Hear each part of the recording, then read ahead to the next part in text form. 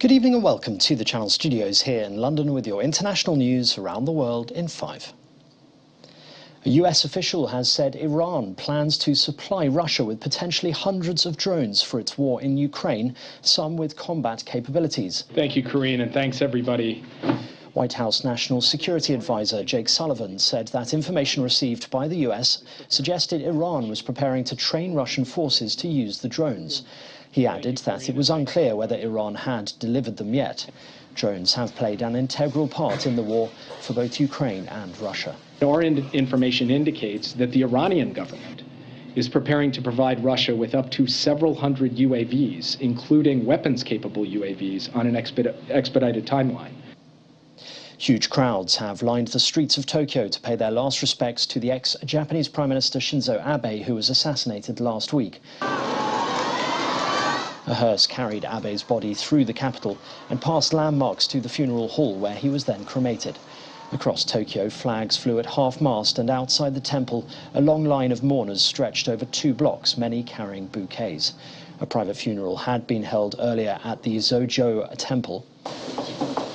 Among those present, the South Korean President Yoon Suk-yeol. The 67-year-old was shot dead on Friday while speaking at a campaign event in the southern city of Nara.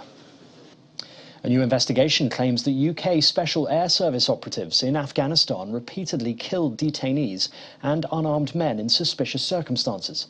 Newly obtained military reports suggest that one unit may have unlawfully killed 54 people in one 6-month tour. It's after a report detailed hundreds of pages of SAS operational accounts, including accounts covering more than a dozen kill or capture raids carried out by one SAS squadron in Helmand in 2010 to 2011. Individuals who served with the SAS squadron on that deployment say they witnessed the SAS operatives kill unarmed people during night raids. More Sri Lankans were seen at the President's house and Secretariat, sitting on sofas and on the lawn. People even formed an orderly queue in order to take a tour of the residence, while security stood by, keeping a watchful eye on the crowds, but made no attempt to intervene. Leaders of the protest movement have said the crowds will occupy the residences of the President and Prime Minister in Colombo until they finally quit office. Over the weekend, at the President's house, protesters jumped into the swimming pool, lounged on a 4-poster bed and jostled for turns on a treadmill. It's been revealed that the multiple Olympic and world champion Mo Farah was brought to Britain from Djibouti at the age of 9 and forced to do housework and childcare in exchange for food. The 39-year-old Briton, who was born in Somalia, added his name had been changed to Mohammed Farah from Hussein Abdi Kahin in the fake travel documents used to fly him to Britain by a woman he had never met.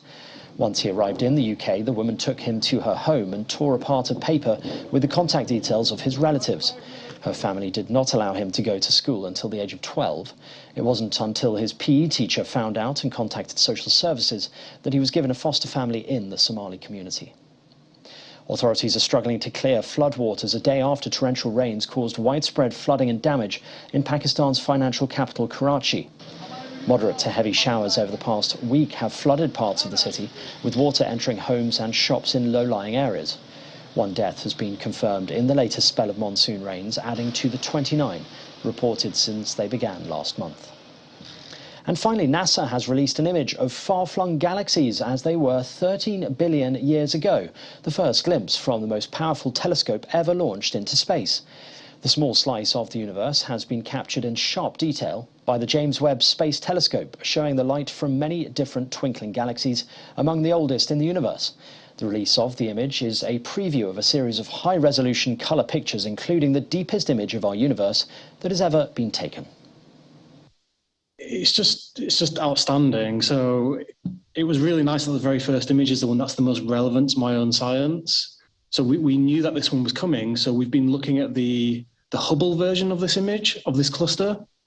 So this is the cluster that Hubble observed, better part of a decade ago. And so we've been doing the comparisons overnight and saying, well, it's just stunning how much more you can see. And less time it was observed for, but you can see so much more detail. You can see objects 2 or 3 times as many objects compared to the Hubble imaging. So we just want to, we actually want to download the real kind of raw data and start playing around with it.